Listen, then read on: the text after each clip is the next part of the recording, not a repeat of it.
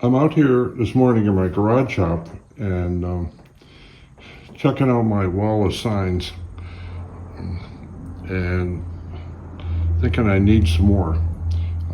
I paint these and on occasion I sell them, but I like to have them decorating the shop out here. It just kind of feels a little better to be out here. But anyway, I got to thinking about heading outside this morning, and I realized that I haven't done a property tour in 2 or 3 years, I guess. So maybe we'll walk out there and do that. It's a lot of fun. It helps me focus on what needs to be done and gives you folks something to look at. So maybe I'll do that today.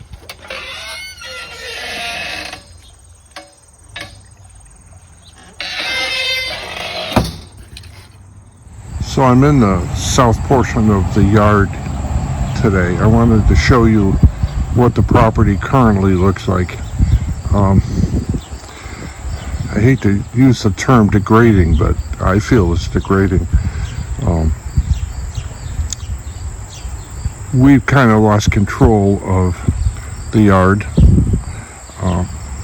What you're looking at here is, if you can see way down there, you see a pool, and right before that pool there's a chain link fence. There's a little planter you can see there. That's about where our property line is. The pool is my neighbor's, and it's, we're in a kind of a packed residential area, but we managed to get 2 lots here.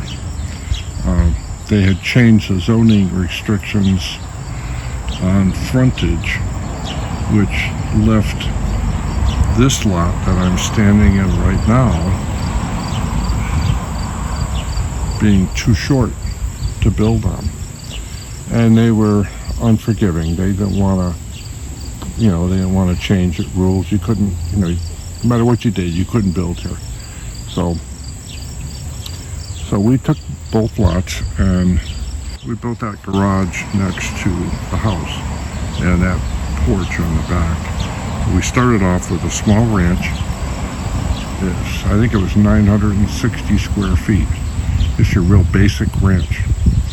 And in this town, there's probably half a dozen styles, but there's probably 5,000 houses. So everybody had one,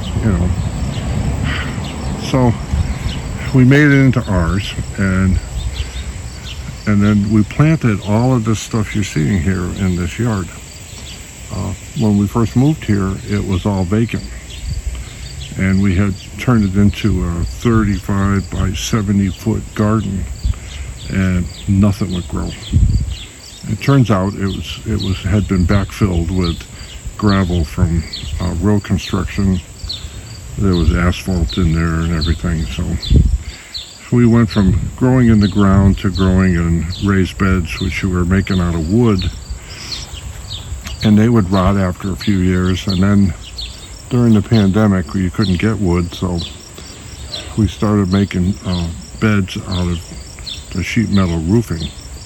And I'll show you later in another section of the yard, down beyond that gazebo, we have a number of those down there, and that's suiting us well now. So, but this area is affectionately called the alley, and we have virtually no use for it and have never had. And this piece of land from the road to where I'm standing, it's got to be 80 feet, if not more. And then the back of the lot is just behind that tree with the vines on it. So then our property goes just the other side of that hedge there. So this summer, well actually last summer too, it was so hot, and we never used this lawn, so we would just leave big portions of it unmowed. And we were just using a small mower. little a 21-inch push, and it worked well for years. But right now it's not working. So this went unmowed. 2 weeks ago, the old mower broke down. It was just a drive cable, but so we had to order one. It was going to take a while, so we ended up buying a new one, the same model, make and model, and so that was delivered the next day. Plus, I also ordered the part for the old one, which I am going to fix. Being a Yankee, I can't get rid of this stuff, so I'll fix it, and I'm going to do a video on that, and then we'll use that for mowing another area. But I'll show you, the heavy stuff. But this is not what my original plan was, to do it. Back here, this has become a dumping ground for brush. I got these grass plants growing here, so I don't have to look at the brush pile, but I have no way to haul it off the property. And when you do, it costs you a small fortune to dump it. So we dump it back here and we throw a bag of lime on it and forget about it. And that's been going on for years. This is some remnants from last spring's fiasco in the basement, where we had to rip out walls and we had stuff stored on pallets down there and everything flooded, and so I have to do something with that. That's our woodshed in progress. That still needs molding and siding. I got them numbered here. I got 3 of them actually. I have them numbered because when I send the kids out to get it, I keep track of how old the wood is. I buy it green, let it dry, and then I have these little shed signs here. I haven't filled this one out. These just came out a couple weeks ago, the shed signs, and I'll have the date that it's loaded, and then if I put new stuff in on old, that would be topping it off, so I would pencil that in or chalk it in, because that's a chalkboard paint there. So this is shed number 1. This is the one I'm going to be burning this this winter, 26, 27. This holds 1.4 cords stacked the way it is. Shed number 2 is here. When this is full, it holds 1.25 cords, so a cord and a quarter. And I don't stack it to the ceiling because of this upper piece here. I just, what I can get in there. But what you're looking at here is the tail end of what I burnt last winter, and this material, and there's some there, this will all go together with shed number 1 into the garage around Thanksgiving, and this will all be burnt up over the winter. This is shed number 3. This is going to hold 1 cord, and that's supposed to be coming end of August, early September. Right now it's like mid-August. By that time I'll have the molding on and maybe some of the paneling, but it's just a salt box design. Real simple. Come around back here. I have ladders on the back, so it sheds the snow. This is east, and the winds will come across here in the winter during the storms, and it blows up underneath here right up in there, and then kind of give some nice airflow in there. So when I get my my wood, the moisture reader is usually reading too wet to burn. Sometimes it's in the 30s, and I can get it down to 15 to 18 easy just by sticking it in here. By the time I move it into the garage and it gets mixed up and moved around, it drops even lower. So this is my kindling shed. We start a fire fresh every morning, so we go through a lot of kindling. And there was a time that I would actually sit at a bench and then split it. I would take some of the leftover pieces of firewood and cut them into lengths, and then just sit there and chop with a chopping block on a bench and split it. But lately we've been losing a lot of branches and stuff, so we pick those up in the yard and they go in here. This shed, this can hold 70 cubic feet, and 70 cubic feet brings me up to roughly about here. So if I start here during the course of the winter, I'll get down to about here. So I'm kind of confident I got enough to get down to the base here. If not, I can split some, but that's the way it goes. So back to the mower. This is where we put the mower.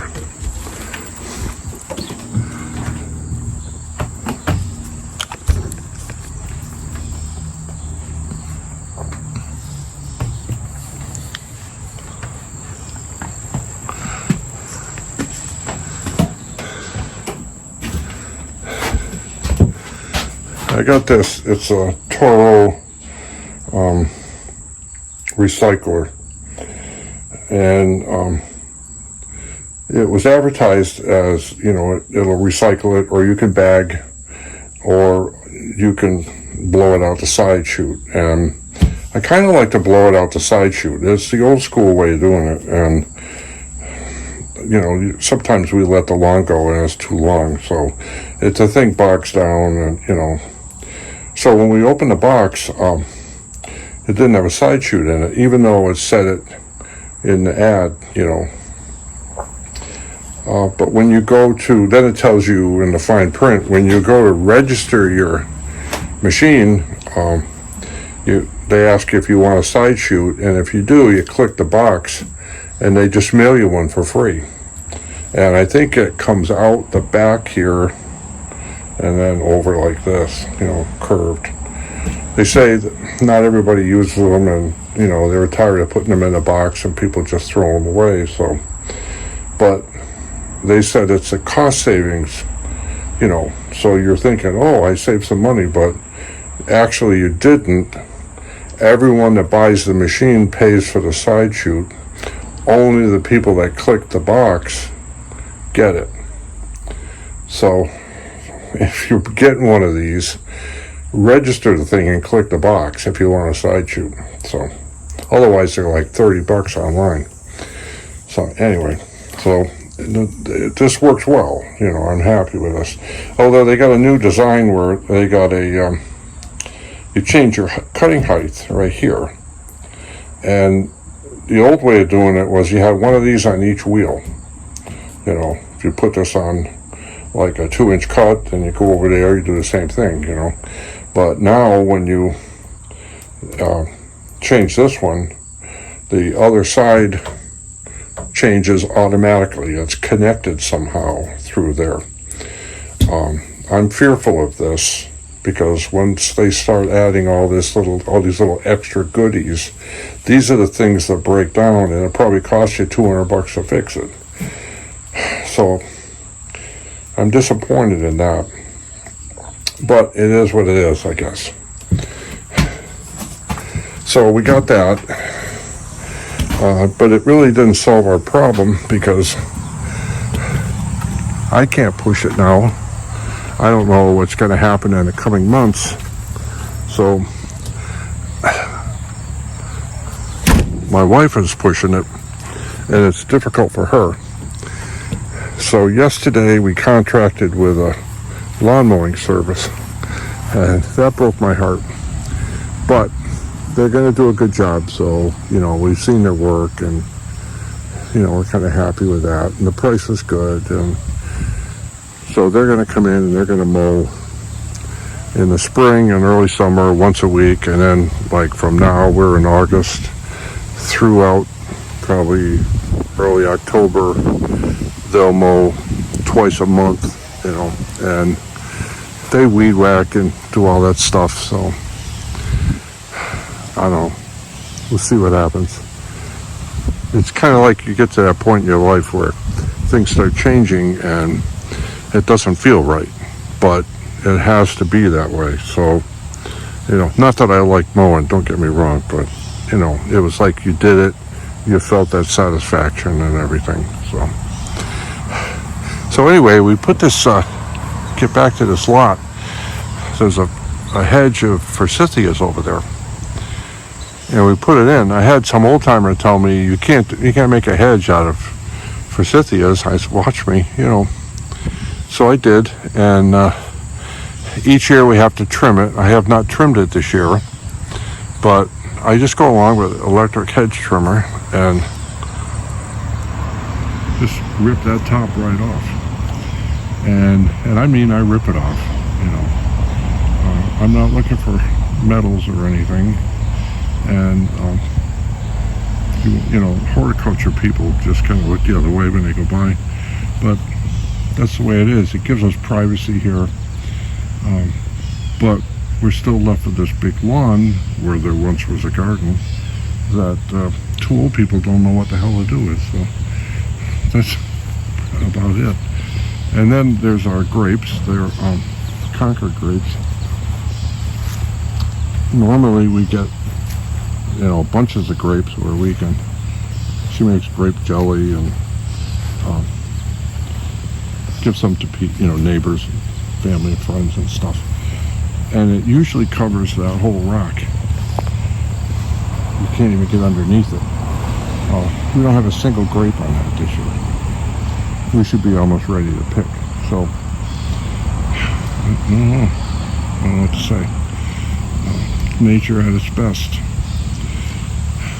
That's milkweed. She grows milkweed and then picks off the caterpillars on it, the young caterpillars. She puts them in a like a fish tank thing with a thing on top, and she continues to feed them the leaves, and they quickly grow into big caterpillars and then cocoons. And then monarch butterflies. They kind of go through that procession. I would say they should be starting because usually by first week of September, they're letting the butterflies go. So we're kind of waiting for that. But everything seems stalled because of the weather. And this has been a really strange year. I don't really understand it. So by the end of September, this is all weed back down, and everything is, and this whole lane here is dormant. So, in the winter now, we won't even come over here. Once it starts snowing, we don't bother.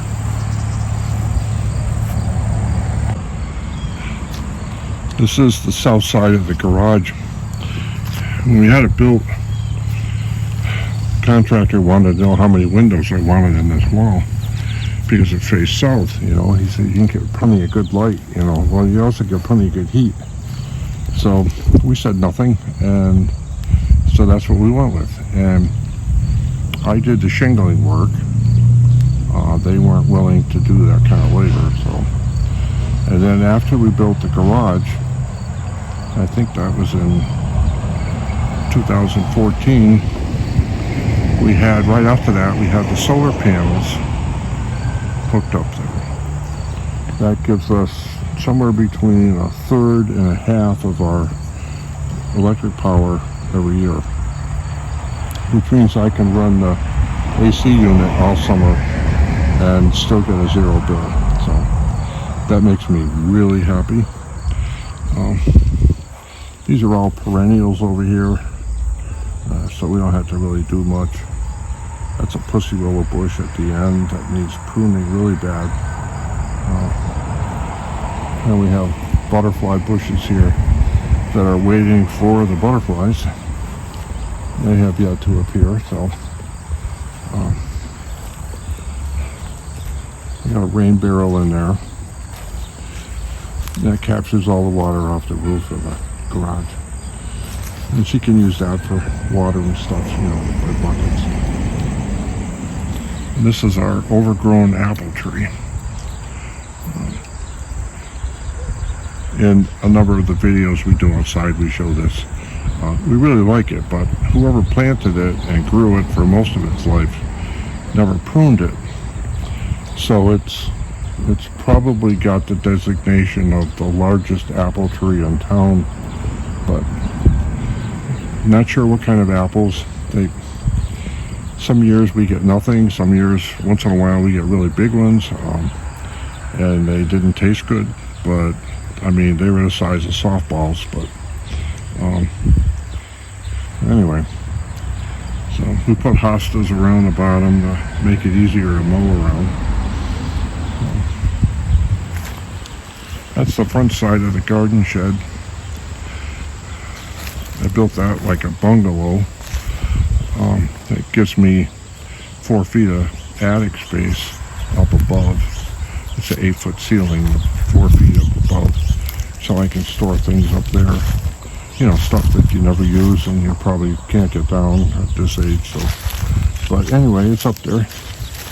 And then on the north side here is a potting bench, and my wife uses this. It's in the shade all the time, and there's a little cover over it. So, and she's got a water tank here right next to the mint bed. This keeps the rodents away.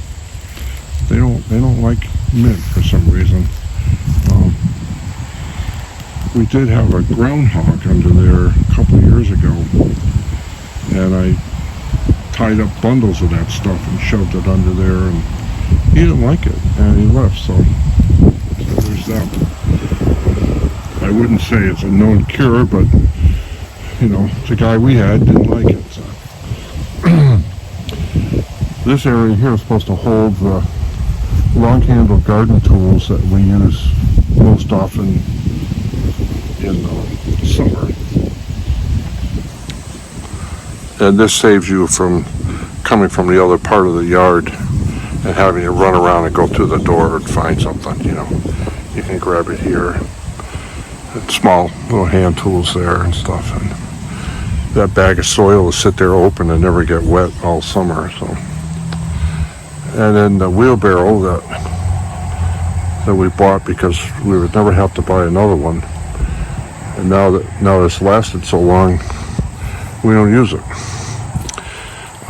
I wanted something rugged because I kept getting flat tires, and the handles would be wood and they'd break and everything. So I got the all metal kind. I thought, boy, this is cool, And there it is. Sits there, can't use it. So that's our compost for kitchen scraps. We do. It costs so much to run the water here that we don't do a garbage disposal. We took that out and we just compost everything. So probably once a day we're out here with a small bucket, just to. Theoretically, you can get like composted soil out the bottom of that thing, and we don't turn it. The first couple of years we tried to, and this thing is ancient.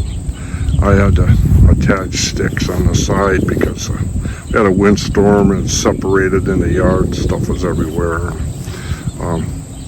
It owes us nothing, but we don't get the soil out of it. So I don't use the bottom on it. I have it tacked down.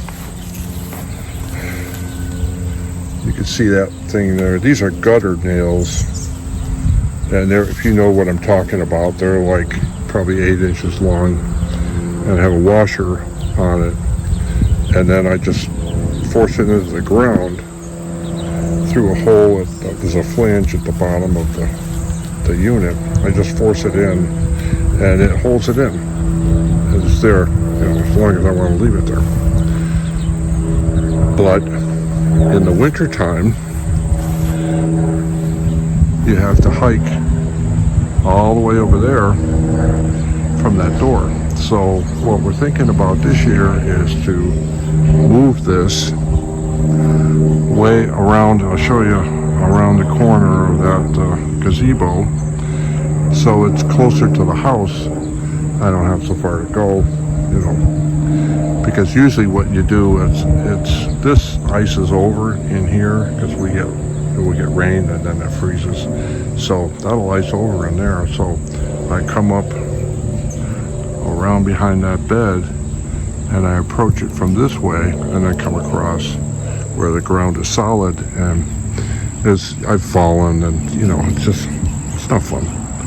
So we're going to move it, and then once a year we shovel it out, use it where we can use it. You put it in the bottom of a raised bed and it breaks down and everything's cool. So see this tree line back there, that was at one time there were pine trees all the way around this lot. I think we had 23 pine trees, and those babies were like 100 plus feet high. And with the windstorms we were getting in early 2020, we had those taken down. There's a video on it, and I think it was 2020. There were 5 of them there, and we were going to have them grind the stumps, but rather than do that, we took all that money and dumped it into that project doing that porch, that enclosed porch. So I'm kind of glad I did that, but it's going to take more than my lifetime for that stump to rot, and they frown on you burning. So we put those that row of bushes in there, and that covers them up, and from where we sit we don't see them. So we own over to the little white fence there. The folks on the other side have goats, and they don't come in here, but they'll go maybe 10 feet away from the fence. I guess it's electrified, so this is the area that we would mow with the old mower. It goes in there, and then it's all vines and stuff, so I just do kind of with what you're seeing. I mow in there, or if it gets too tall, which is just about there now, we have to use a weed whacker to cut it down. So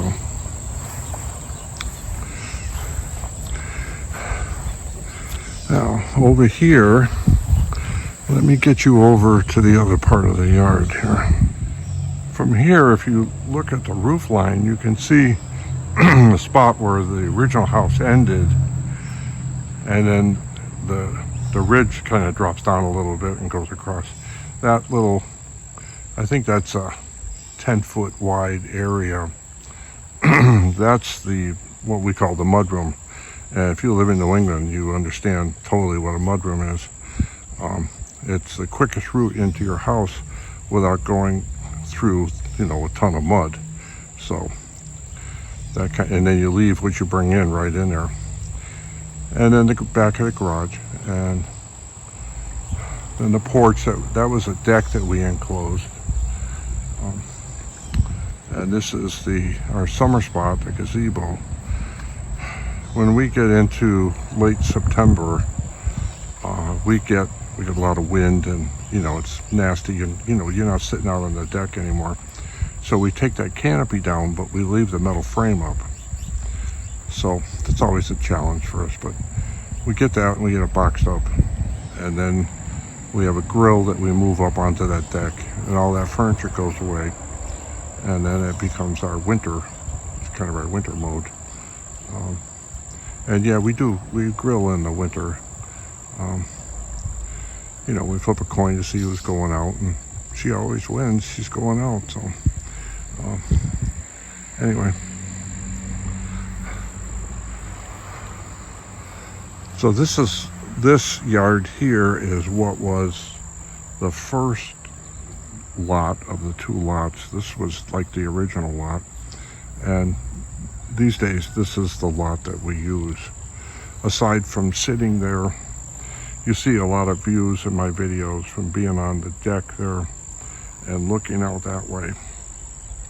That's where that view comes from. And it's nice. After it's been mowed, it looks really nice. But it'll look even nicer now if we don't have to mow. So, and then over here, we got our solar clothes dryer. Still working after all these years. I put that in 2003. And it's still holding up.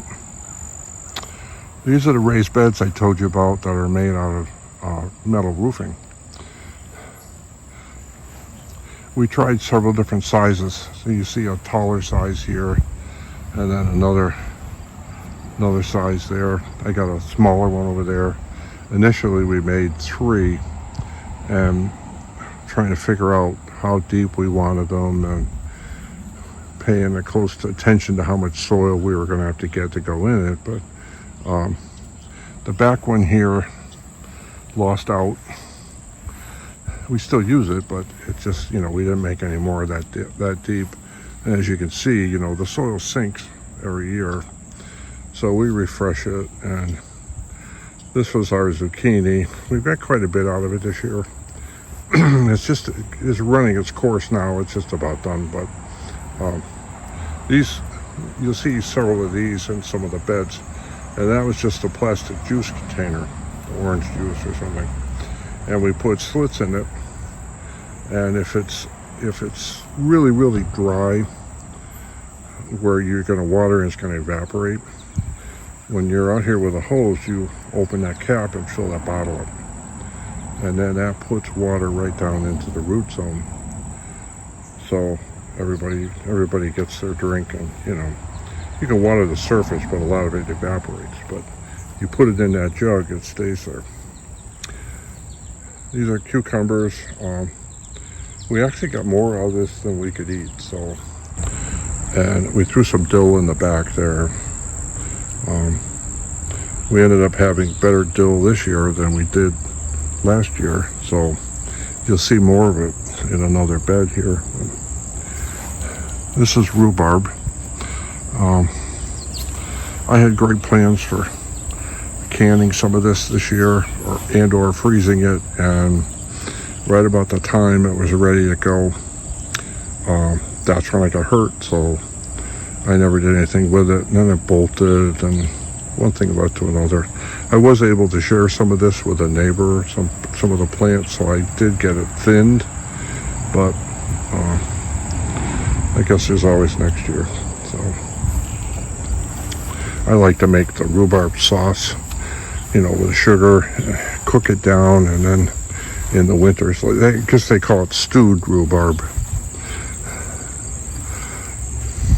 That's our grill, the grill place for the summer. And that's my command center right there.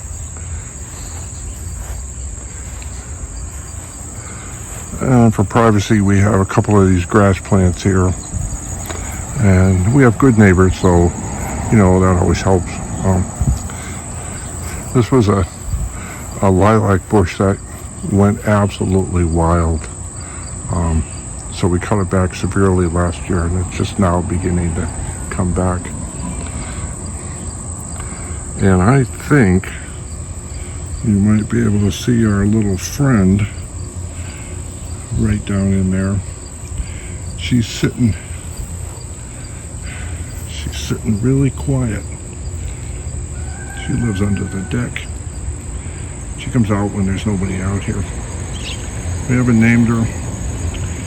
I'm assuming it's a her because I'm sure every time you see one rabbit, then 6 weeks later there's 15 of them. So I'm sure it's a she.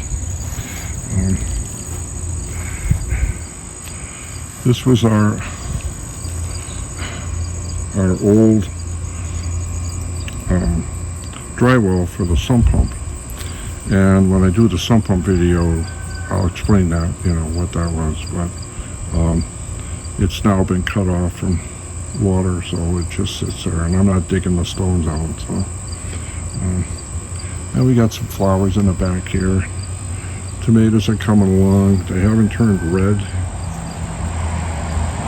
I think it's in their DNA to do that, but I'm not sure what's happening.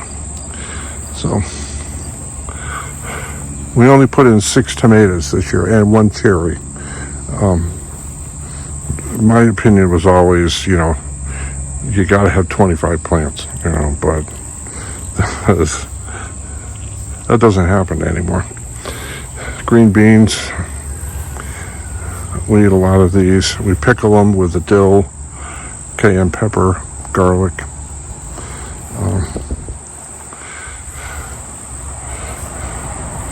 Then over here is a cherry tomato plant gone wild. We had 2 of these little metal cones in there, and ripping them out of the ground. Oh God, marigolds, they're bolting like, every time we put marigolds in here, they grow like really tall. I don't know what's going on. I don't know why. This is a stray pepper plant we had. It's not doing much. This apparently isn't a year for peppers. Last year we had hundreds of them. Basil. We make pesto out of this and then put it in the freezer for winter. We're pasta fans, so it's like 3 nights a week. So I don't know, but anyway, lots more tomatoes here. There's a few more. These are bell peppers, California Wonder, I think, and then these. I'm not really sure what I think this is. Oh, these are sweet peppers. They look like they're hot peppers, but they're sweet peppers, and they're called Jimmy Nardello. They're hard to find. I had to order the seeds, but I can see one plant there is. We'll have a funeral soon for that, and then I don't know. That's how they grow. You can see, and they turn bright red. I mean bright red, and it's the sweetest thing you ever eat. So I like those in a stir fry or salad, or you could eat right in the garden. So, and then that's just a little side yard that we don't use, and out to the street. The hose area. This azalea bush. When I got this thing, I got it from a friend in a nearby town, and we had a Honda CRV. So we went down there. They wanted dug out, so we cut it back. And before we cut it back, it was probably as high as what the gutters are on this house. So the guy agreed to take all the stuff we cut off it, and I cut it way down. I mean, it looked like it was dead. It was probably only about 3 feet high with almost no greenery on it. And I brought it up here and I transplanted it in this corner maybe 3 years ago. And the first year it did nothing. We just kept feeding it and watering it and stuff. Now in the spring, this thing has flowers everywhere. It's crazy. And it keeps getting bigger, so we're going to have to start cutting it back again. And we just had this ramp put in. There was stone steps coming down there, and we had tripped a couple times. And so we put the I had my son come and do this. And he put this in so we can come out here. I was using a walker at the time, so it allowed me to get out here to my command center. So